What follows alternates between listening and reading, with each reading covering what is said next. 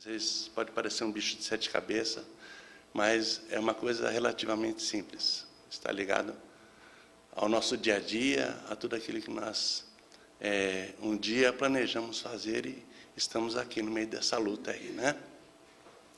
Mas antes da gente entrar no tema propriamente, eu gostaria de lançar algumas reflexões que servem para mim e para vocês, para cada um de nós, né? Porque tem dia que a gente está tão entediado, tão chateado, o dia está sem sal, está sem açúcar, está sem gosto, e a gente para e se pergunta, né? O que eu estou fazendo aqui? Né? O que eu sou? Quem eu sou? Né? Quando a gente para e pensa que nós somos um espírito imortal que já viveu milhares de experiências, que vencemos muitas lutas e outras não conseguimos vencer, ainda nessa existência também, e a gente fica matutando essas coisas para ver se a gente consegue achar uma resposta dentro de nós, né? E a gente pega e pergunta, mas será que eu sou igual a todas as pessoas? Eu me sinto tão diferente? O que me torna diferente das outras pessoas? Todos nós sabemos que fomos criados simples e ignorantes, né? Mas, desde essa criação, cada um fez a sua escolha. E a partir daí nós chegamos aqui, cada um com a sua bagagem de débitos e de felicidades. E aí compartilhamos o que nós somos com aqueles que estão à nossa volta, né? E a gente se põe a perguntar também, o que eu trago, né? Qual a característica que eu trago em mim? Quais são as características boas, aquelas que eu tenho que melhorar, aquelas que ainda são péssimas, né? Essa reflexão tem que ser mergulhando no universo íntimo mesmo, a gente tem que fazer. E o espírita, principalmente, tem que se pôr a questionar-se sobre isso. Ele tenha 10 anos ou 100 anos, ele tem que se perguntar, quais as dificuldades que marcam a minha existência? Isso é muito importante. Porque se a gente souber analisar essas dificuldades, a gente vai poder encontrar caminhos para poder superá-las, vencer essas dificuldades. O que tanto nos aflige nos nossos dias, né? Como eu tenho procurado educar os meus sentimentos, né? E os meus pensamentos? Nós conseguimos educar os pensamentos e os sentimentos, mas primeiro é preciso educar o pensamento, porque daí parte tudo, né? Você já conhece aquele provérbio chinês, né? Que tudo começa no pensamento, né? Que nós temos que tomar cuidado, porque eles se transformam em palavras, e depois em atos, depois em hábitos, e aí isso é que molda o nosso caráter e vai controlar o nosso destino. Tudo parte do pensamento. E quando nós usamos esse pensamento ligado a coisas boas, a produzir o bem, nós vamos estar exercitando o melhor sentimento. E aí é onde surgem os melhores sentimentos. Quando nos comportamos de uma forma que procuramos fazer as pessoas que estão à nossa volta felizes. Porque não adianta nada só cada um de nós sermos felizes, né? Tem aquele ditado que diz assim, ó, entrega a um homem tudo o que ele deseja e mande-o para o inferno. Forte, né? Verdade. Porque se a gente for receber tudo o que a gente quer, daqui a pouco a gente vai estar fazendo um monte de coisa errada, igual a gente já fez muitas vezes. Então, quando a gente pega e fala, mas Deus não atende o que eu peço, Ele não vai te dar o que você pede, Ele vai te dar o que você precisa. E se você precisar sofrer mais um tantinho para aprender, vai passar. E como diz Maria, tudo passa, né? Então, e quais as escolhas que me trouxeram até aqui, né? Nós estamos aí trafegando pela existência, nós formamos família, criamos filhos, educamos eles, mal ou bem, orientamos eles acerca das coisas da imortalidade, ou não, e estamos aqui hoje, reunidos. De 0 a 80 anos, sei lá, nós temos espíritos aqui encarnados. Desencarnados tem um monte, muito mais. Então, e são essas escolhas que nós fizemos, que provavelmente a maioria delas fazem parte daquilo que se chama planejamento reencarnatório, né? Porque aí vem aquela pergunta, como eu planejei a minha reencarnação? O cara está cheio de problema, a mulher não sai do pé dele, é uma briga intensa, é problema financeiro, é problema com o filho, e aí o cara vem com uma pergunta dessa e fala, rapaz, como é que eu planejei essa bagunça toda? Mas a nossa vida, na realidade, é mais ou menos bagunçada por conta das escolhas que nós falamos agora há pouco. Por conta da forma que nós dirigimos cada item da nossa existência. A educação dos filhos, como nós lidamos com as economias, como nós lidamos com a nossa educação, como lidamos com os relacionamentos, tudo e muitos outros mais detalhes estão envolvidos. Isso aí. E parte das escolhas. Mas começou aqui? Não. O livro dos Espíritos, no livro 2º, né, fala, no capítulo 7, o Espírito de Verdade nos esclarece, eu sintetizei alguns itens aqui, porque são 13 perguntas, entre a 330 e a 343. Vocês podem examinar em casa, porque é muito bom. Que vai tratar do tema, né? Que trata do retorno à vida corporal. Onde o Espírito de Verdade nos esclarece Kardec dessa forma, né? O espírito é sempre designado com antecedência quanto ao corpo em que irá reencarnar, escolhendo as provas que deseja sofrer. O espírito pode escolher também o corpo e suas imperfeições, pois são as provas que o ajudam no seu adiantamento, e pode abreviar ou retardar o reencarne. Essas escolhas nem sempre dependem de nós, mas podemos pedi-las.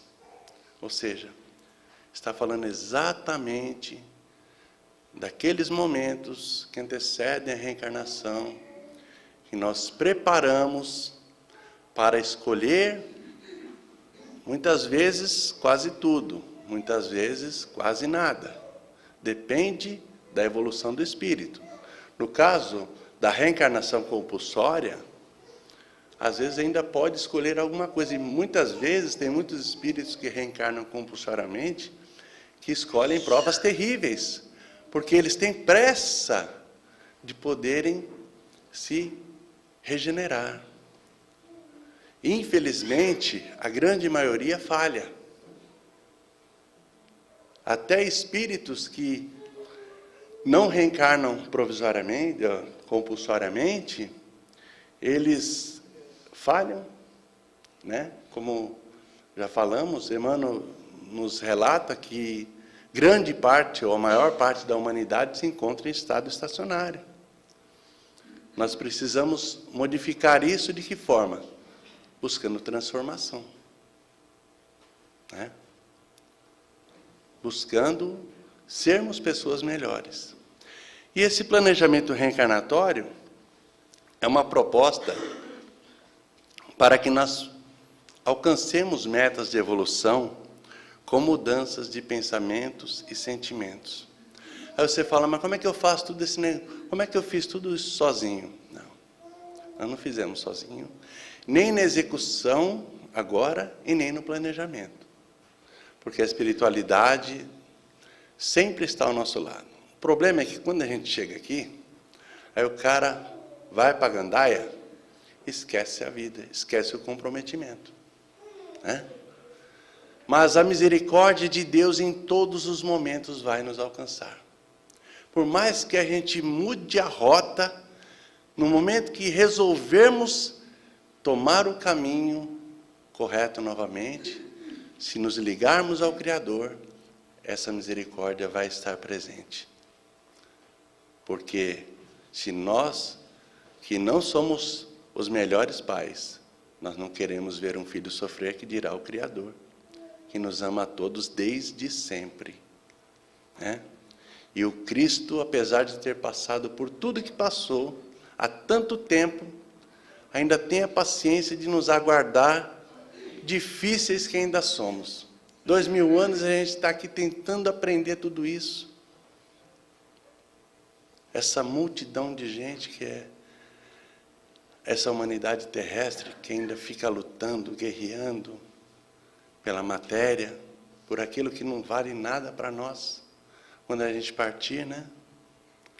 Então, mas esse trabalho, ele demanda tempo, né? E conta com a consciência do Espírito em todas as decisões.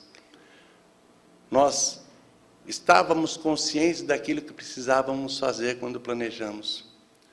Eu vou casar com a Rosicler, virão os 3 filhos, um a cada tempo, né? E nós vamos tocar a nossa vidinha e buscarmos ser espíritos melhores. E aí aqui viemos, aportamos. Chegar lá não conseguimos fazer exatamente direitinho alguma coisa, então alguma coisa ficou meio fora de esquadro. O móvel ficou meio torto, né? Por quê? Porque na hora da execução é mais difícil. Porque aqui nós estaremos de frente a todas as propostas que o mundo nos oferece. Propostas aquelas que nós já atendemos muitas outras vezes. De toda ordem, tá, gente? Que vocês imaginarem. A gente tem o risco. Por quê? Não porque aquilo ali é uma coisa que é para fulano ou ciclano, não. É porque a tendência é nossa. A única coisa que vai te tentar é aquilo que você gosta. No fundo, você gosta. Você não conseguiu se libertar daquilo. E você vem aqui, muitas vezes, se dá de frente com situações que você tem que renunciar, que você tem que entender que você não precisa daquilo para ser feliz. E a partir desse momento, você começa a realizar essa transformação na sua vida, né?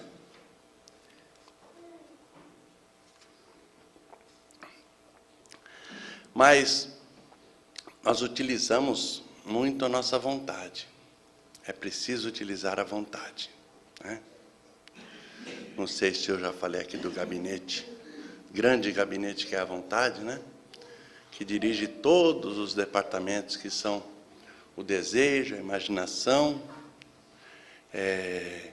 que dirige também a inteligência e a memória, né? Porque tem que guardar tudo, para não fazer errado de novo. O que é bom e o que é ruim fica guardado. Porque lá na frente, quando a gente voltar para o mundo espiritual, o grande juiz não é São Pedro, não. O grande juiz mora aqui dentro, né? É a consciência do que acertou e do que errou, né? Então, e como é que nós temos motivado essa vontade, né? De que forma nós temos motivado ela?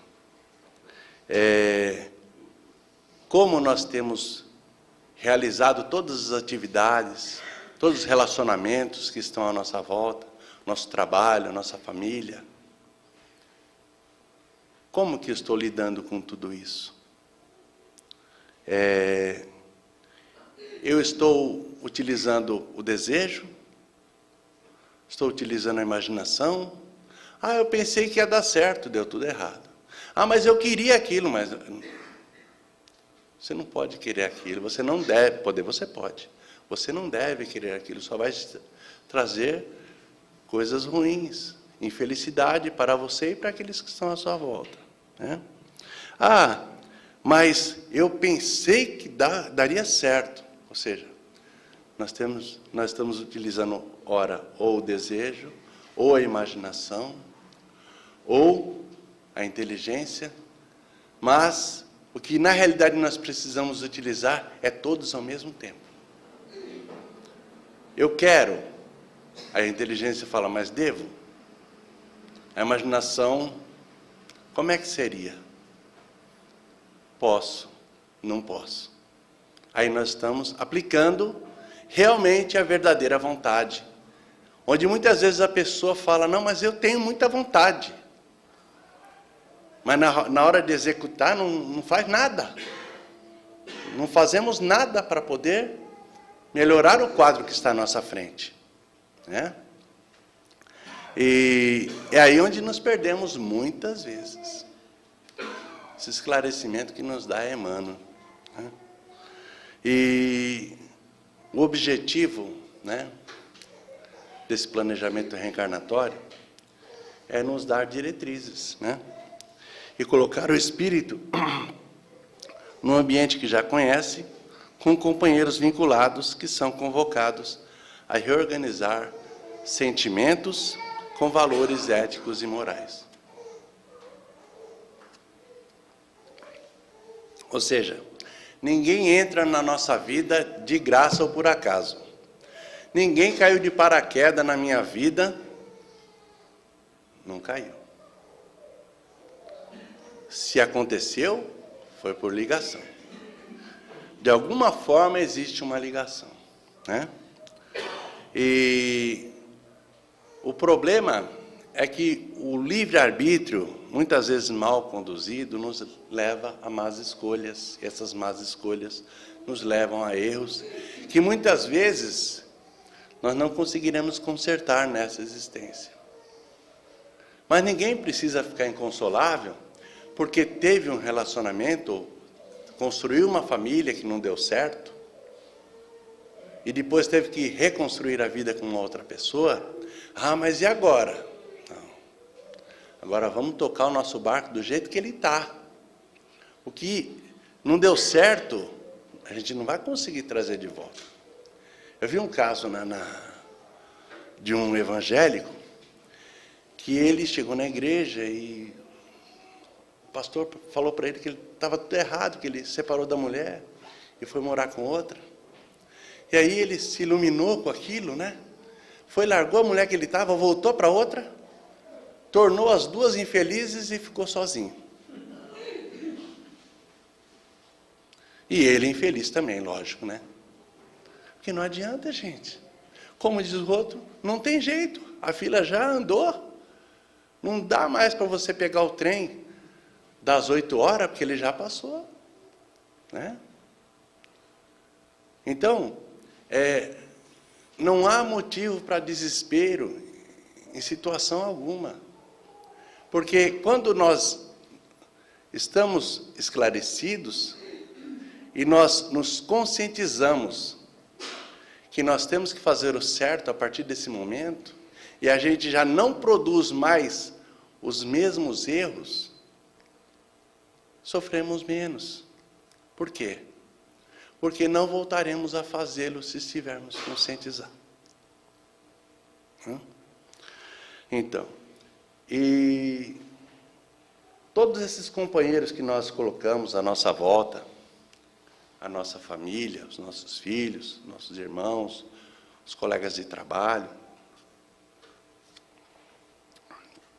são espíritos que já vêm com a gente há muito tempo, batalhando, e cada um na sua evolução, mas todos nós conclamamos amparo e orientação. Cada um de nós.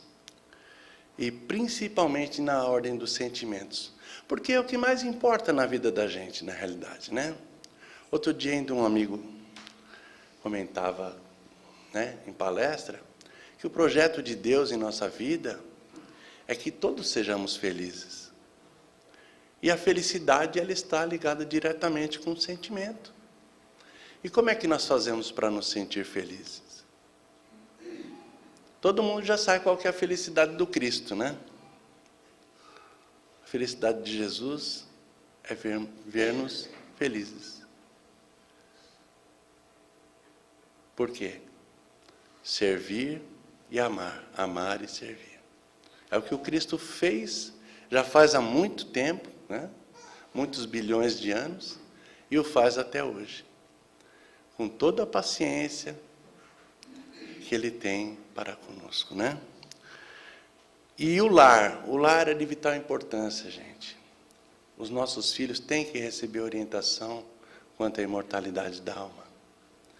Porque se um dia eu não tive essa orientação, tive que buscar pelas minhas próprias pernas, mas eu não posso fazer isso com meu filho.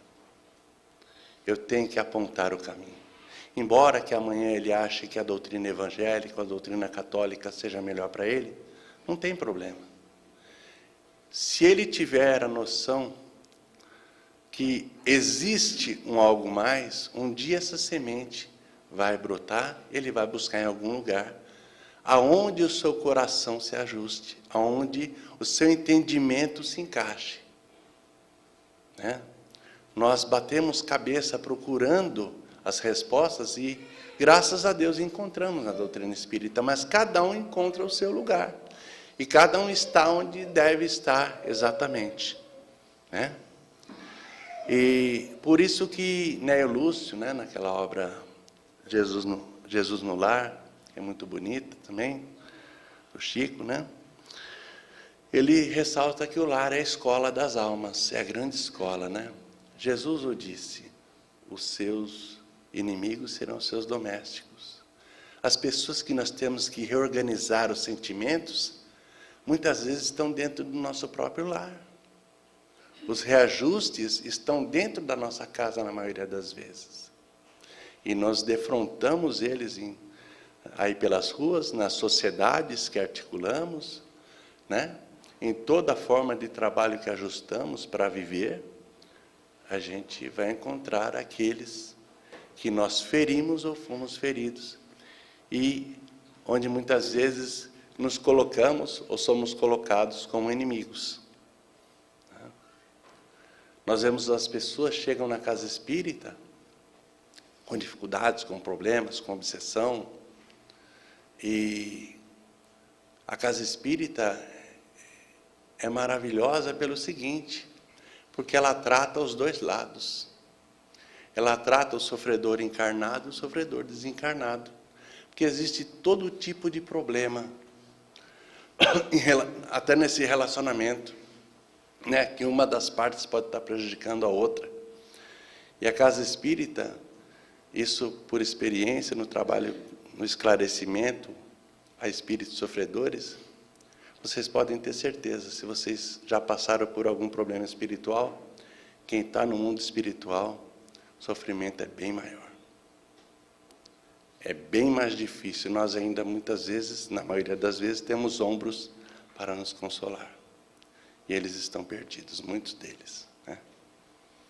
É por isso que nós temos que nos abastecer com muito amor, nos abastecer de conhecimento, para que a gente possa realmente conseguir enxergar todas essas coisas. E muitas vezes aquela pessoa que está nos prejudicando, ela precisa mais de ajuda do que nós mesmos. Muito mais às vezes. Né? Mas esses relacionamentos são reincidências que pedem reparo afetivo, sabendo-se que ninguém é maior ou menor.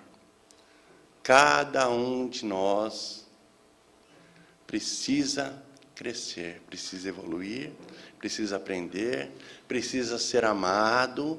Todos queremos ser amados, não é? Então, temos que aprender também a amar melhor todos aqueles que estão à nossa volta, né?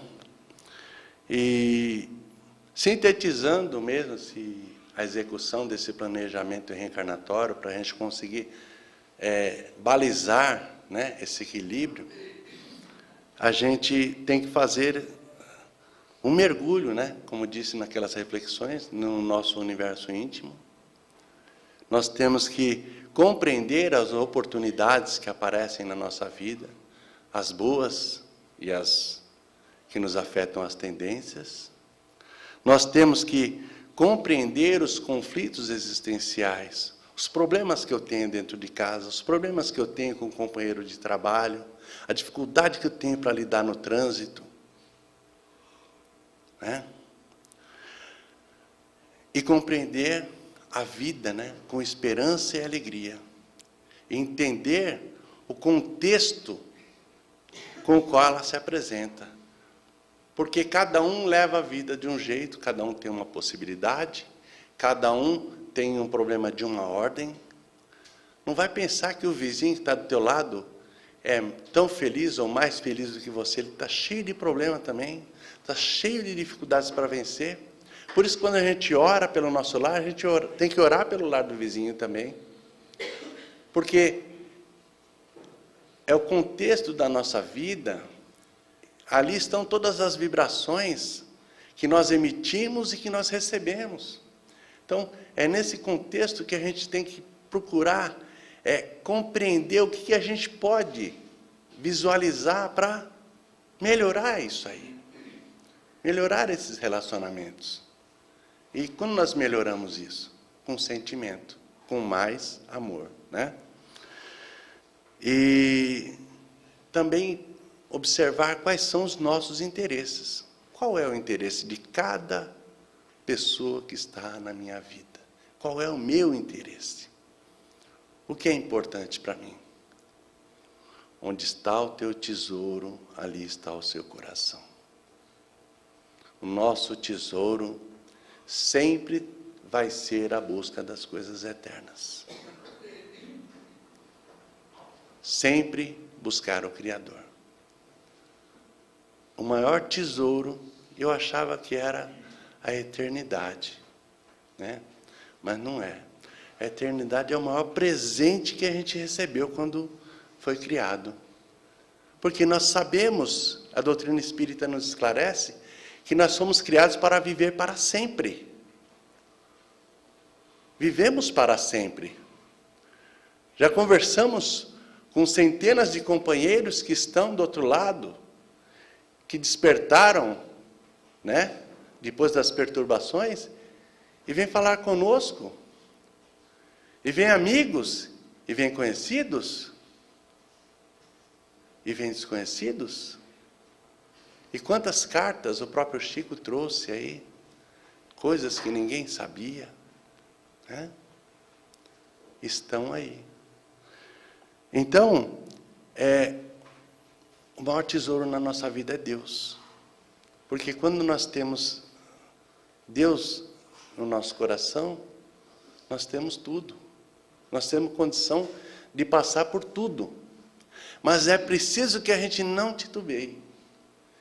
É preciso que a gente persevere, sejamos determinados, porque Ele nunca vai nos deixar, não importa a provação que estivermos passando.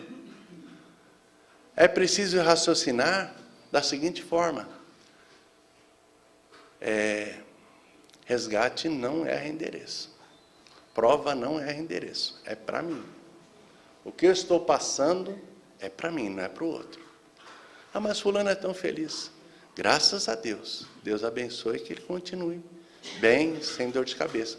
Eu vou carregar a minha cruz, né? Então, Emmanuel nos ressalta, né, que todo conhecimento exige uma configuração de moralidade que suscite no ser valores já conhecidos e armazenados como verdade, né? Todo conhecimento tem que nos trazer, né, essa configuração do que é moral, do que é certo, do que é correto,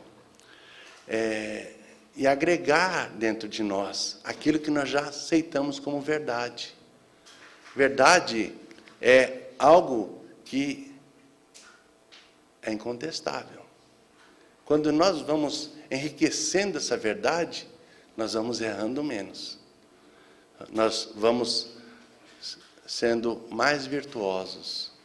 Nós vamos sendo mais honestos. Nós vamos sendo mais cautelosos em todas as nossas atitudes. Até porque você faz o certo, você ensina quem está do teu lado a fazer o certo. Se você fizer o errado, você vai ensinar o outro a fazer errado. É filho, é amigo, quem quer que seja. Então, o que acontece? Faz o que eu mando, não faça o que eu faço. Errou. Né? Tudo errado. Faço o que eu faço, porque eu vou fazer certo. Né? Ninguém evolui sem desatar amarras, gente. Ninguém. Então, daí as nossas provas, nossas expiações, são amarras. Nós estamos nos desprendendo, nos libertando, corrigindo erros do passado, né? Até que hora mesmo? Sim, tá. Então, porque a gente não sabe a carga que nós estamos carregando, ainda as lutas que nós teremos que vencer, né? Porque o Cristo consegue olhar dentro de nós e ver um espírito imortal que fatalmente vai chegar ao Criador. E se a gente for traduzir aquelas 3 palavrinhas que Jesus falou, a gente vai entender exatamente isso que eu estou falando. Vós sois deuses. Aí ele completa: podeis fazer o que faço e muito mais. Tudo está inserido no desenvolvimento das potências que o Espírito já tem dentro de si. Nós temos essa condição, mas nós precisamos desenvolver. A gente só consegue alcançar degraus mais altos à medida que nós tivermos mais ligados à moralidade, mais ligados ao bem, mais ligados ao amor maior. Sempre vai ser dessa forma. E a nossa vida deve ser pautada nesse sentido. Todos os dias da nossa vida. Cada momento. Quando você vê lá no Evangelho, orar sem cessar, a gente tem que orar sempre. Para pedir para Deus nos abençoar, para que a gente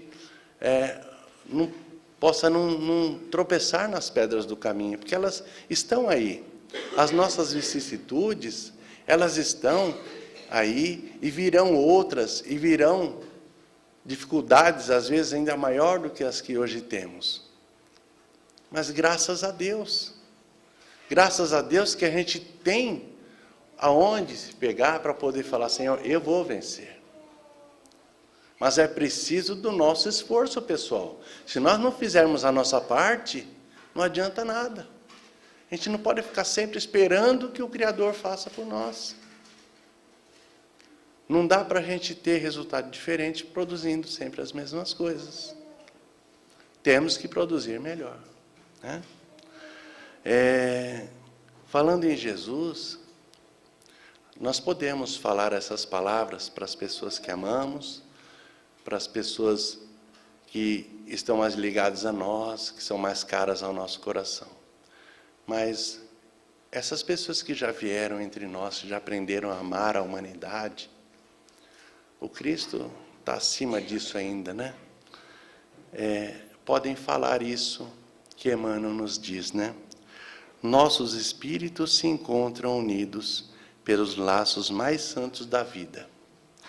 E o sentimento afetivo que me impele para o teu coração tem raízes na noite profunda dos séculos.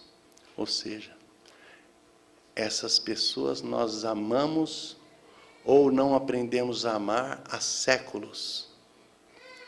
Essas raízes estão aí, nós precisamos cuidar dessa árvore com bom sentimento. Nós temos que pagar o mal com o bem. Jesus nos dá todas as lições. A cartilha do Evangelho está aí, a gente só precisa executar. Nós sabemos que muitas vezes é difícil ser bom em certas situações, mas nós temos que vencer. Temos que vencer a nós mesmos, né? Porque o Cristo venceu o mundo e nós estamos ainda lutando para tentar nos vencer, né? Mas eu desejo que vocês possam traduzir esse entendimento para suas vidas, como eu busco traduzir para a minha vida também, no sentido da gente poder observar as nossas falhas, as nossas dificuldades e atender todo o contexto da nossa vida, dos nossos relacionamentos, para que a gente chegue lá na frente e possa olhar para trás e sorrir. Porque a gente conseguiu consertar muita coisa, conseguiu lidar muito melhor com muitas coisas, né? E, parafraseando o poeta que foi de grande inspiração quando recebeu essas palavras, né? Quando ele diz: cada um de nós compõe a sua história, cada ser em si carrega o dom de ser capaz de ser feliz. Cada um de nós. Portanto, que Deus abençoe e ilumine o lar de cada um de vocês. Muito obrigado.